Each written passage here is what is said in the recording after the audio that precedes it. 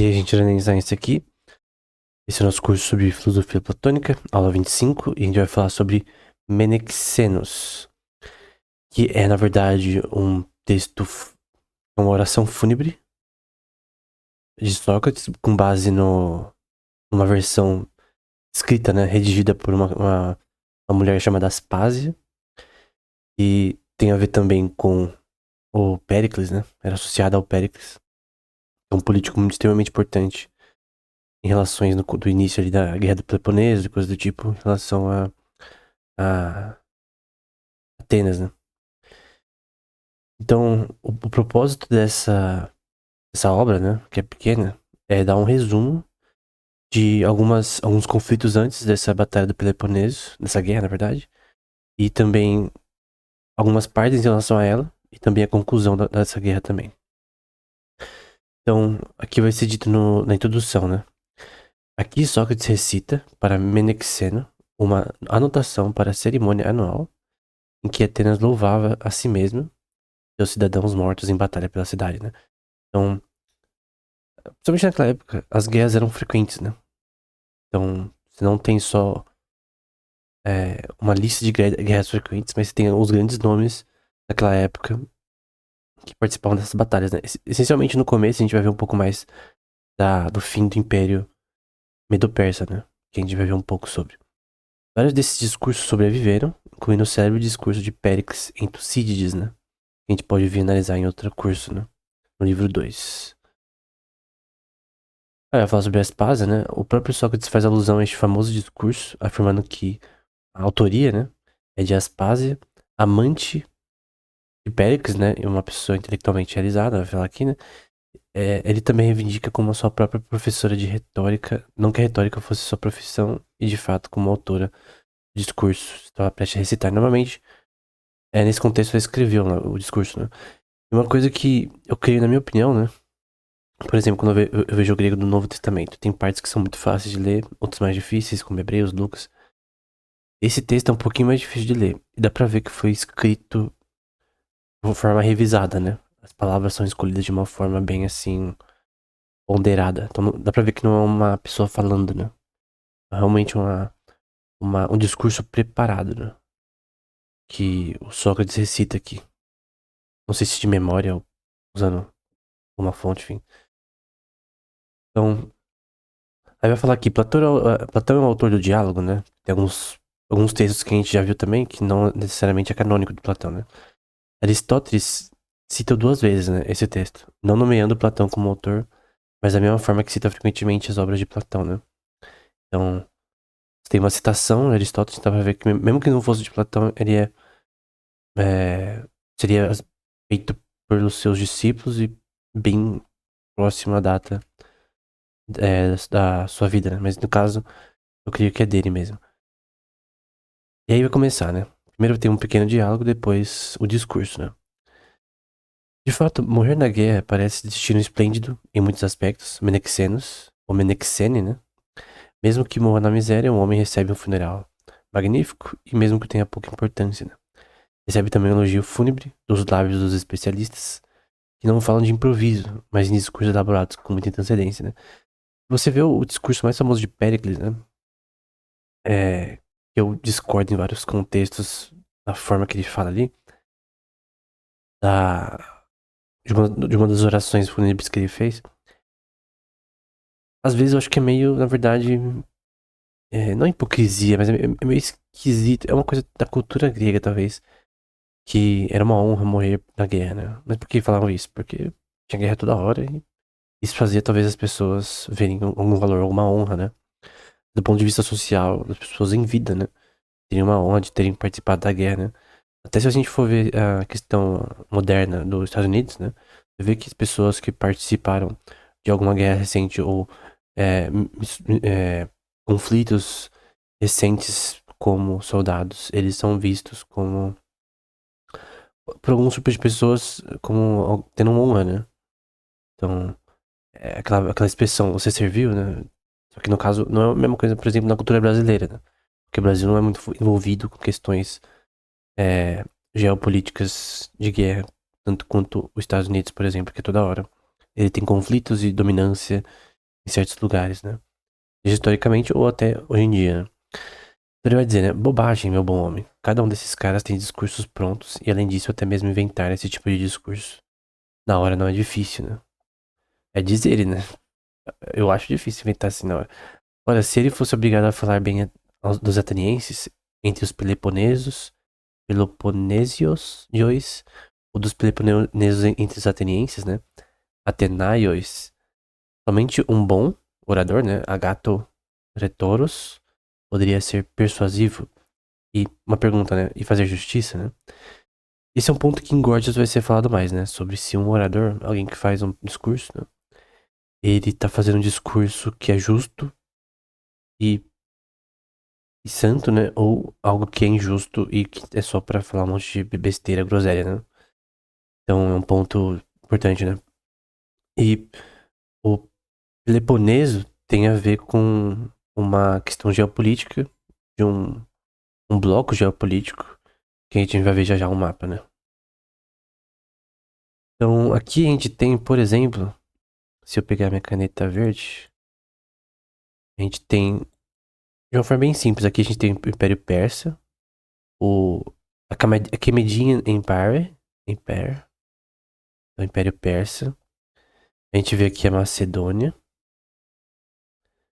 E aí você vê aqui embaixo a Liga Peloponesa, esse em vermelho. Então você tem Esparta aqui, ó, por exemplo. Aqui é Esparta onde eu fiz o traço. Então aqui é Esparta, os Lacedemônios, né? Que era o nome dado pra eles. A gente tem Argos, que é muito importante na mitologia grega, né? Nessa região aqui. Você tem Megara, Corinto aqui, ó, na região, que no contexto bíblico é muito bem importante. Boécia, que também é muito importante aqui, ó, nessa parte aqui. Também é citado nesse texto, por exemplo. Tem Tebes, Delphi ali em cima, que vai ter alguns conflitos que é, os atenienses vão querer recuperar Delphi, por exemplo. Nesse caso aqui, dá pra ver que eles tinham um grupo já aqui em Locride, né? Que poderia lidar com isso, porque você tem. Meio que tá meio que dividido aqui, né? Você tem questões atenienses em amarelo e aliados, né? E também uma divisão aí com o Peloponeso, né? Que é esse grupo. Você também tem, de ponto de vista marítimo, né? Que o controle do mar Egeu, que é entre hoje em dia a Turquia e a Grécia, né? Mas naquela época entre a Pérsia, o Império Persa e esses grupos aqui de países. Lembrando que aqui a gente tem o Reino da Macedônia, né? Então a gente tem aqui, nessa região aqui, ó. Nessa região aqui, um controle mais ateniense, né? O controle dos mares é praticamente totalmente ateniense. Até ilhas e tal.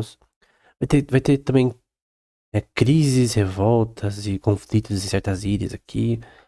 Enfim, mas o ponto desse mapa aqui aqui no caso 431 a.C., essa questão associada ao controle do mar Egeu pelos atenienses, né? Que é muito interessante do ponto de vista geopolítico. Até o Estreito de Marmara, né? É Marmara? Ou Mar de Marmara? Não, é Mar de Marmara. E o Estreito de Dardanelis, né? O Estreito, deixa eu pegar aqui minha coisinha em vermelho. Então aqui, ó, eu vou pegar de cima só pra você ver. Aqui é o Estreito de Dardanelis e aqui é o Mar de Marmara. Também eles tinham controle. E o Estreito de Bósforos, né? Esse é, a pronúncia correta é assim? Que é esse aqui, né? Que conecta ao mar, o Mar Negro, né? O Black Sea. Aí você já chega dali no Mar de Azov, que agora é da Rússia, né? Rússia e a Ucrânia dividem o Mar de Azov. Embora a Ucrânia hoje em dia diz que é só deles, né? Mas enfim, é de ambos, né? Então você tem um controle marítimo que é bem interessante do ponto de vista político. E essa oração fúnebre, ela é basicamente um discurso que descreve a história das pessoas que batalharam nessas guerras, né? E é como se fosse um discurso de despedida das pessoas, né? Que morreram na guerra. E é uma lembrança daqueles que partiram durante essas guerras, né? Então aqui a gente tem outro mapa, né? Você tem aqui o Império Persa, é a mesma coisa. E a gente tem a Delian League, né? Que é a dos atenienses, né? A gente, que é esse em amarelo mais escuro. Em vermelho é o Peloponeso. Você tem a Macedônia ali em roxo. E outras partes mais neutras. Você tem guerras, por exemplo, que vão acontecer também aqui, ó. Batalhas, né, conflitos que vão acontecer nessa região. No Mar Iônio. E você também tem um fluxo de commodities que flui do Egito para essa região aqui. E se você tira esse fluxo de commodities, você cria problemas para quem depende dessas commodities para questões de comida, talvez o recurso do ponto de vista monetário, enfim. Então, o mar Mediterrâneo como um todo, ele tinha também coisas que vêm do norte da África, ou no caso do Egito, que era importante nesse contexto, né? Se estavam dominados por algum desses países, desses grupos, né? Então, são grupos de países, né? Não são um em si. Mas é basicamente esse o contexto geográfico que a obra representa, né? Então, agora a gente vai pro discurso em si. Eu só vou pegar os pontos principais, e ele é muito denso, né? Lembrando, é um discurso que foi premeditado, né? Foi escrito com, provavelmente, você fazer também ajustes e tal. E como ele é denso, eu só vou pegar os pontos principais. Mas basicamente resume a história aí em relação a feitos da Grécia, né? Então primeiro ele vai falar um pouco sobre essa questão do nobre nascimento desses guerreiros, né? Então, tinha uma visão aristocrática naquela época, né? Elitista talvez, né? E nacionalista também. Então vamos aqui, né? Portanto, exaltemos primeiro seu nobre nascimento, né? Em segundo lugar, sua criação e educação. Esse é o começo do discurso. E lembre-se desses pontos, porque, por exemplo, ele fala aqui, o discurso de Aspásia, né, que Sócrates está citando. Nascimento nobre é o primeiro ponto. Se eu pegar em amarelo agora, só por questões de didática aqui, sua criação é o segundo ponto. E sua educação é o terceiro ponto. Então, o autor já tem em mente esses três pontos que vão ser destrinchados, né? O nascimento nobre dos atenienses, sua criação e sua educação, né? Então, esses três pontos serão desenvolvidos aqui, né? Depois disso, vamos mostrar os feitos que eles realizaram. Depois, os feitos. Então, são três pontos iniciais. Depois, os feitos. Vamos colocar aqui só de F. Feitos que eles fizeram. Mostrando que eram nobres e dignos de seu nascimento e criação, né? Então, esse ponto final ele é mais relacionado aos três anteriores, né?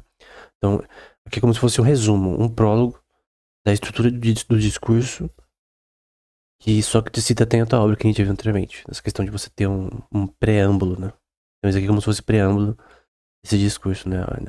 A estrutura inicial.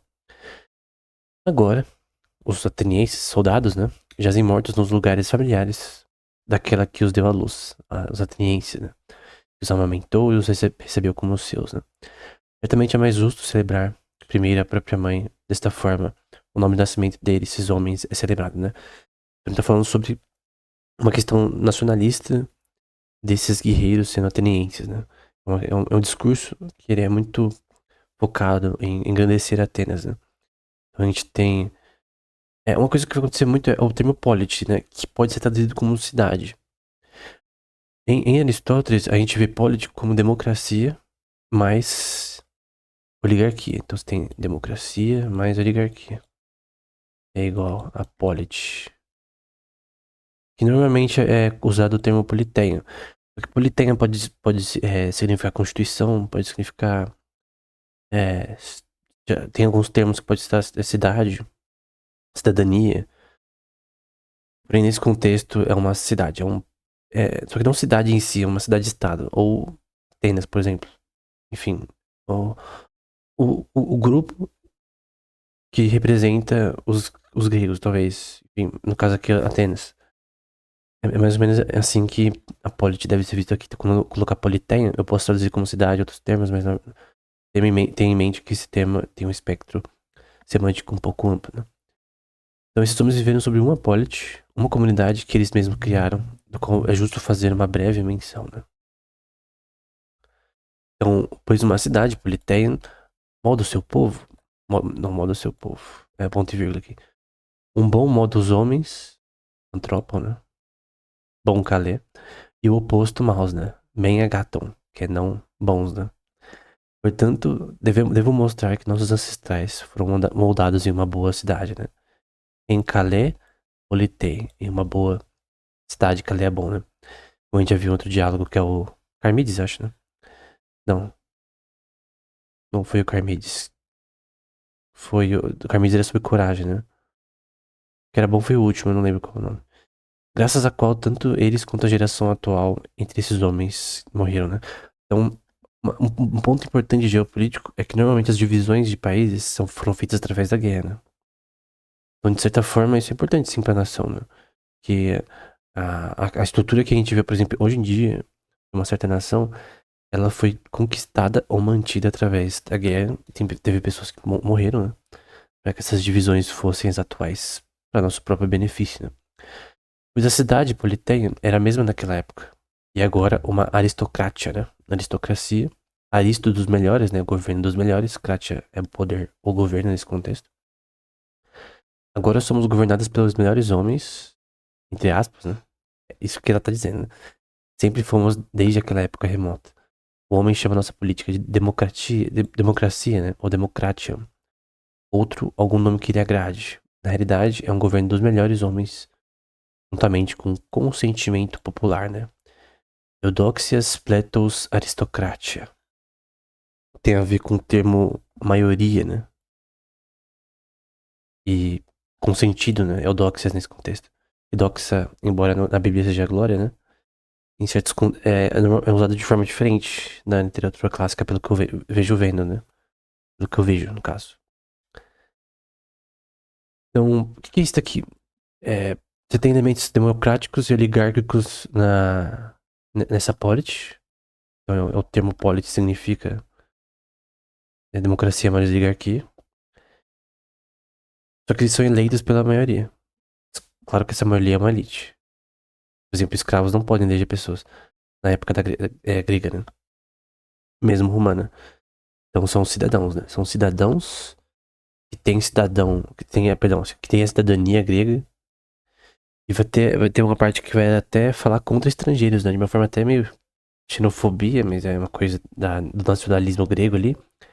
Em que eles falam que as pessoas de fora que conseguiram cidadania grega, entre aspas, assim como posteriormente a gente vê pessoas conseguindo cidadania romana por pagando o dinheiro, né? Como a gente vê, por exemplo, em Atos dos Apóstolos, né? Em que tem um cara que é, ele castiga Paulo com açoites, né? Depois ele vê que Paulo era um cidadão romano por nascença, né? Não porque pagou alguma coisa como é, aquele funcionário público, né? Mas o grande ponto é que é uma democracia com elementos oligárquicos que as pessoas são eleitas, né? Pela maioria, né? Tanto que essa aristocracia aqui, ela é traduzida de outra forma. Em vez de aristocracia, é mais como o governo dos melhores, né? Nesse contexto. Sempre tivemos reis, basílias, né? Antigamente eram hereditários, genos. Lembra de Gênesis, né? Então, tem essa raiz aqui, que é gen, que lembra o termo gus de terra, né? Não que tenha a ver, necessariamente, mas lembra o termo, é assim, ó, se não me engano. Aqui é um gama, tá? Não é um yes, não. É gama. Deixar aqui bonitinho, é gama. Depois eleitos, a eletoi, né? Então, antigamente, os reis eram hereditários em Atenas, agora eram eleitos, né? Mas na maioria dos aspectos do povo, Poleos tem o poder soberano na cidade. Eles concedem cargos públicos e poder àqueles que eles consideram aristões, né? Melhores, né? Em um determinado momento e temporariamente, né? A gente tá falando de que as pessoas são eleitas aqui. Não é uma monarquia. As pessoas não é com base em você ser filho de alguém, né? É com base em mérito, né? As pessoas que têm que aprovar esse mérito. é similar ao que a gente tem hoje, só que de uma forma menos consolidada, né? A razão ou causa, né, a Haiti, pela qual temos essa cidade Politeias, né, é a nossa igualdade de nascimento, né? Autos é de igual, ex isognese, nascimento, né? É a nossa igualdade de nascimento. As outras cidades foram formadas por pessoas de origens diversas e condições desiguais. Estão falando que os atenienses eram puros em sentido de não terem tanta mistura, né? O que é uma mentira, porque, querendo ou não, todas as. Tem nações que se misturam menos, tem outras que se misturam mais, né? Mas não é bem assim como eles estão falando. Mas o ponto é que eles estão tentando trazer algo nacionalista para o mundo deles, né?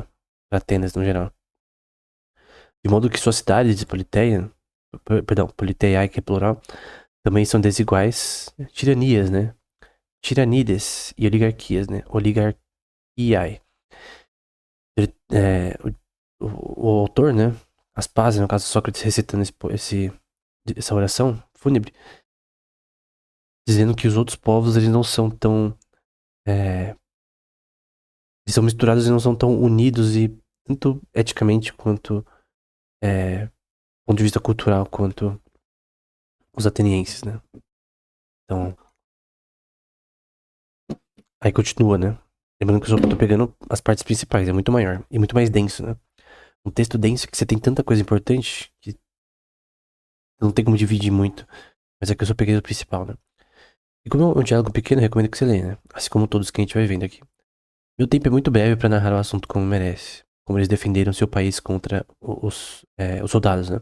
Contra Eumopo, ou Eumopou, e, e Amazonas, né? Amazonon. Até mesmo invasores anteriores. Ou como eles defenderam com os argivos, né? Argeiões. Contra os cadmeios. E os filhos de Hércules, né? Que é Heracleidaes contra os argivos. Os feitos aí dos esses homens, né? Ciro, o primeiro deles que tá falando sobre um rei medo-persa, né? Quando por seu espírito aguçado libertou os concidadãos persas, escravizou os medos, né? Então agora você tem os medo-persas, né? Por isso esse termo é medo, é um grupo, persas. E obviamente você vê Ciro na Bíblia, né? Em Esdras e Neemias, né? É Ciro que escreve a carta, né? Pra Neemias ir pra reconstruir a cidade lá dele. Se não me engano é Ciro. Artaxerxes é outra pessoa, tá? Por sinal. Dário também é outra pessoa. Aí tem os tempos aí, quem governou quem. Só que Ciro que foi o primário ali pra estabelecimento do governo Medo-Persa, né? Então, seus senhores ao mesmo tempo se tornou o senhor de todo o resto da Ásia e do Egito, do Império Medo-Persa. Depois os gregos venceram, né? Mas o Império Medo-Persa ele teve um controle muito amplo ali, como a gente já viu anteriormente outra aula. Seu filho sob a extensão do Egito e da Líbia que era possível penetrar, né? Dário, por exemplo, né? Então vai citar ele aqui. Então, no texto de Daniel, por exemplo, tem o Dário. Por isso que é importante pra quem estuda a Bíblia, né?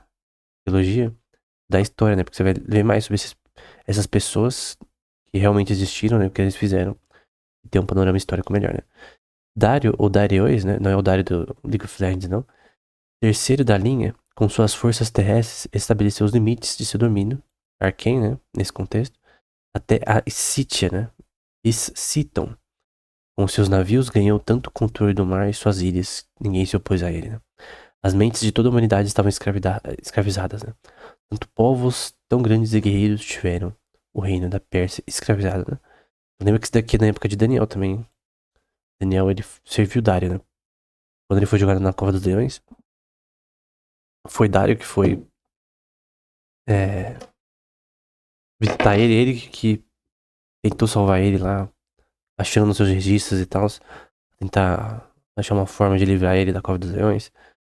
Então, quando a gente lê sobre essa passagem, a gente tem que entender que é um cara com extremo poder, não é alguém marginal. A gente tá falando sobre o maior líder do mundo, né, na época, né? Então, Declara que aqueles homens foram pais não apenas de nossos corpos, mas de nossa liberdade, né?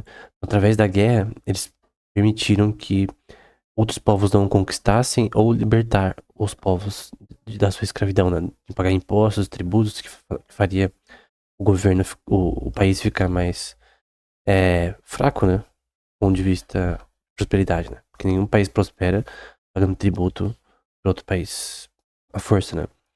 Então o termo em grego é euletérias, né? Para liberdade. Nossa, de todos nós nesse continente, pois com os olhos postos naquele feito que os gregos helenes ousaram arriscar as batalhas por sua libertação, né? Sotérias, que se seguiram, aluno dos homens que lutaram em maratona, né? Na guerra de maratona. Batalha de maratona, né? Maratone. E aí você tem um pouco de Atenas contra Esparta, né? Isso envolveu relutantemente na luta contra os gregos. Quando a guerra eclodiu, os atenienses Elese lutaram contra os espartanos, né? Laquedaemônios, em Tanagra, é praticamente igual em grego, né? Pela liberdade, Euletérias, né? Os Boécios, né? Boióton. A gente vê, por exemplo, aqui, ó, os Boécios aqui nesse mapa tem.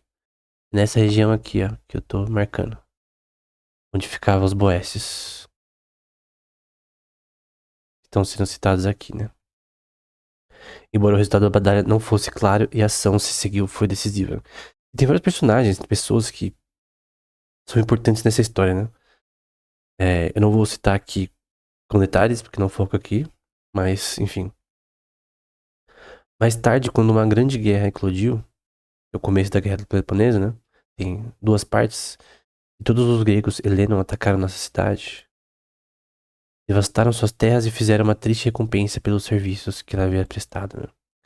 Nossos compatriotas que haviam sido vitoriosos sobre o mar, capturando seus líderes, lacedemônios em Esfactéria, né?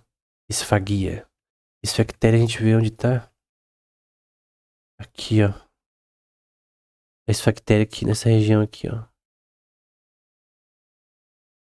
Então os Boécios ali em cima e a Esfactéria ali embaixo. O Peloponeso, né? É esse grupo, esse bloco político-militar, né? Então aquele é o começo da Guerra do Peloponeso. Agora tem a segunda parte, né? E essa história é enorme, tá? Então isso aqui é só um resumo do resumo do resumo do resumo. Bota resumo nisso, porque é muitas coisas que acontecem, né? Após essa paz, Eirene, né? Também é um termo bíblico, que é usado biblicamente, né? É paz, Eirene. Uma terceira guerra eclodiu, uma guerra que desafiou todas as expectativas e foi terrível, que é a segunda parte do Peloponeso, né? Muitos homens corajosos morreram nela jazem aqui. Muitos tombaram na costa da Sicília, né? Sicilia, depois de terem erguido inúmeros troféus em batalhas pela liberdade do povo de Leontínia, né? Leontinon. Então, Sicília, que é uma ilha? Eu lembro muito mais da Sicília por causa do Cosa Nostra, né? Aquele grupo de mafiosos dos Estados Unidos, né? Poderoso chefão e tal, mas o grande ponto é que essa guerra Atenas perdeu, né? E esse é um ponto importante pro início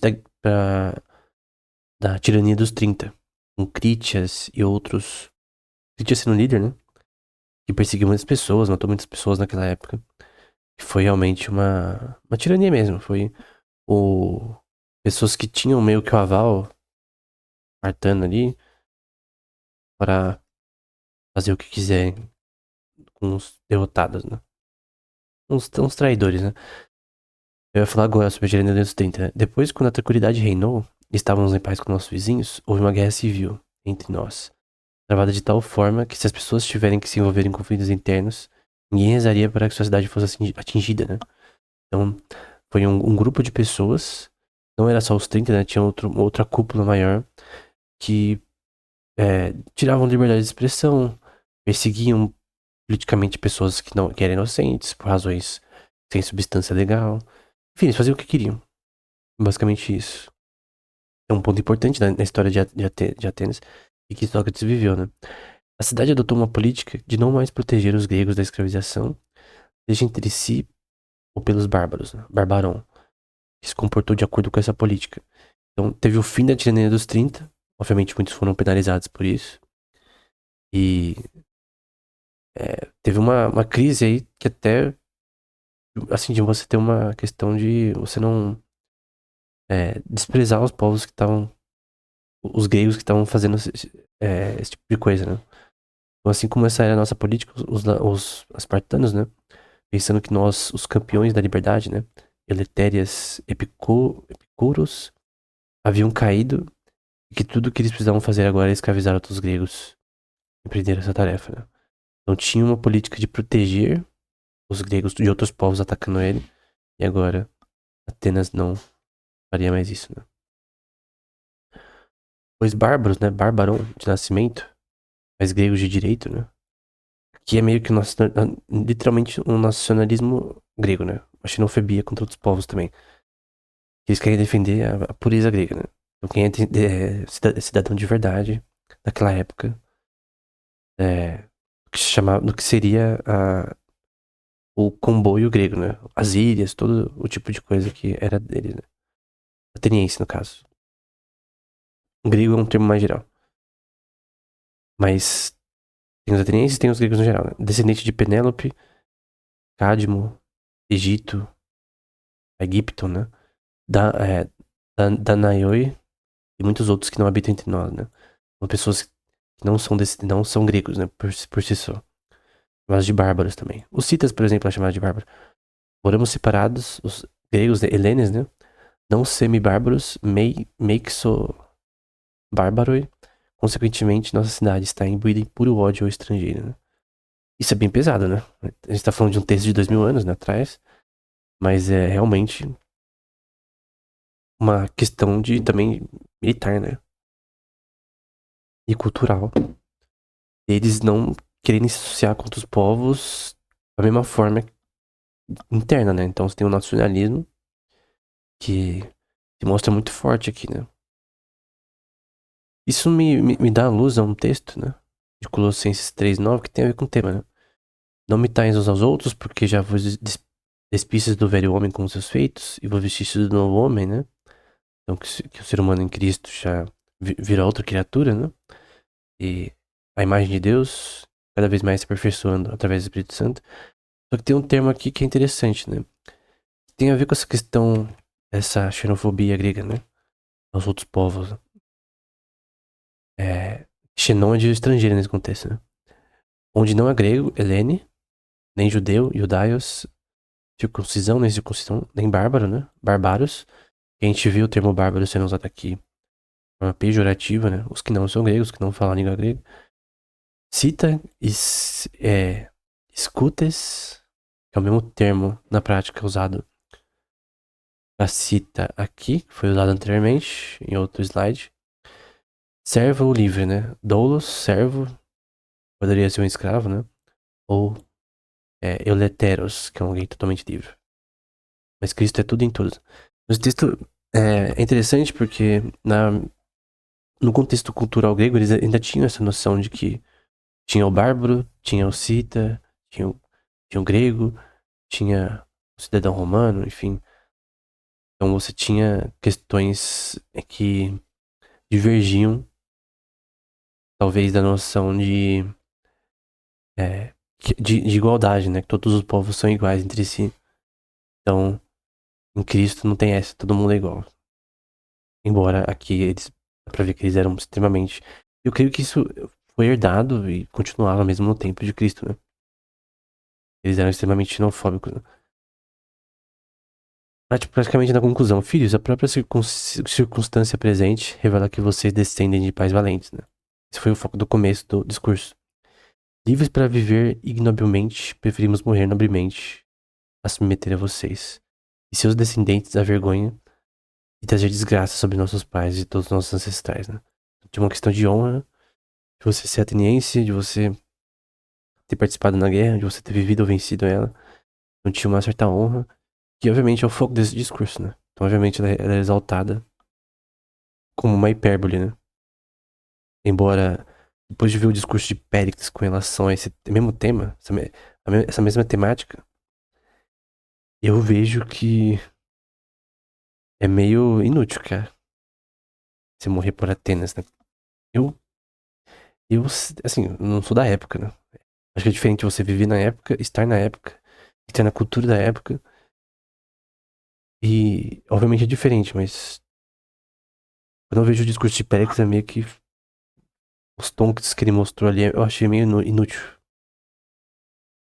A questão de você morrer por uma guerra que talvez nem tivesse sentido, né? E não fosse por proteção, né?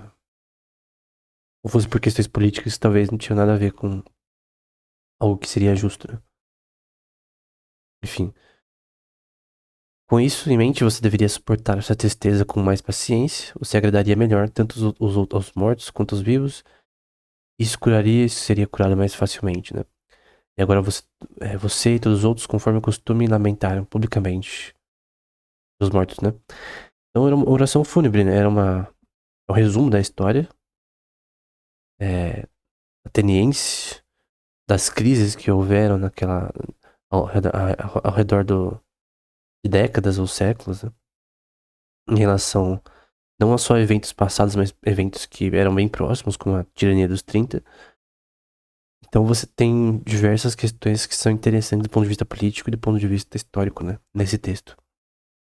Que é citado por Aristóteles também, né? Eu recomendo que você leia ele inteiro. Como eu disse, é um texto denso, então você tem muito mais conteúdo do que eu coloquei aqui. Eu só coloquei todas as aulas, obviamente, só coloco o principal. Tento ser o mais breve possível, né? Só que aqui eu tive que é, realmente colocar só os pontos principais, porque é muita coisa. Eu não falei do contexto histórico com mais detalhes, né? Mas o grande ponto desse discurso, né? Parece que foi feito por Aspasia e Sócrates está apenas citando. E a própria Aspasia que tinha relação com Péricles, né? Você tem essa demonstração da cultura grega em relação à questão militar, né? Que ela era algo inerente a eles, né? Você, por exemplo, vê leis, o livro Leis de Platão, né? Que a gente vai ver sobre posteriormente. Você vê que eles concordam que a Constituição ela deveria ter em mente também que todos os cidadãos atenienses ou gregos, né? Não importa. Todos os cidadãos atenienses tinham que ser pessoas que praticavam ginástica, que praticavam a arte de tirar o alvo com arco e flecha, a arte da espada, né? Que todos os cidadãos eles deveriam participar de alguma forma, culturalmente nesse contexto, e obviamente parte desse povo, né? Parte desses cidadãos na guerra, né? Então é algo que é muito interessante na minha opinião, e que é bem característico daquela época. Então o nacionalismo grego tá no ápice aqui, né? A gente pode ver exemplos aí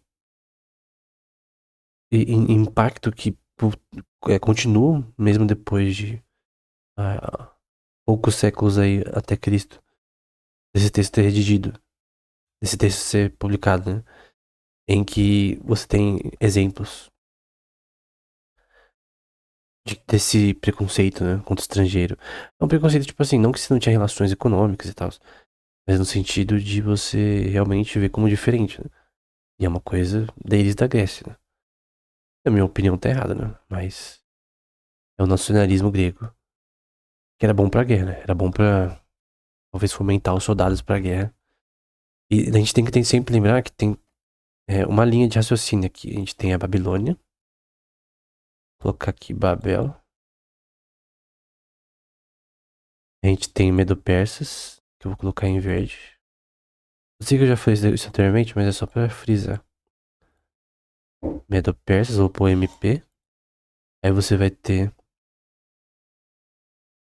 os gregos.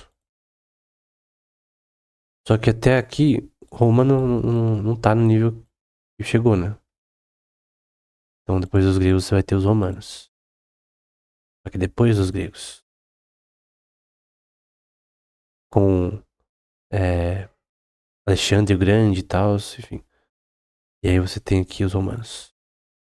Alexandre o Grande depois de Sócrates e tal.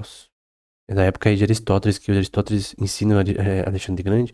Ele não viveu muito tempo, mas tem Filipe da Macedônia e Alexandre o Grande depois que vão consolidar o Império Grego, né? Depois vai ser dividido. Depois os romanos vão lá e vão comandar tudo por centenas de anos. Mas o grande ponto é que você tem uma linha lógica de quatro impérios, né?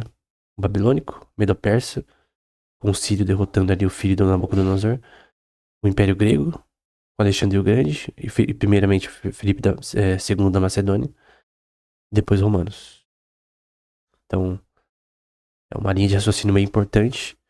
Porque esse texto trata da transição e de parte do que seria o estabelecimento do Império Grego no seu ápice, né? Depois suas divisões. Então era isso. Até o próximo episódio.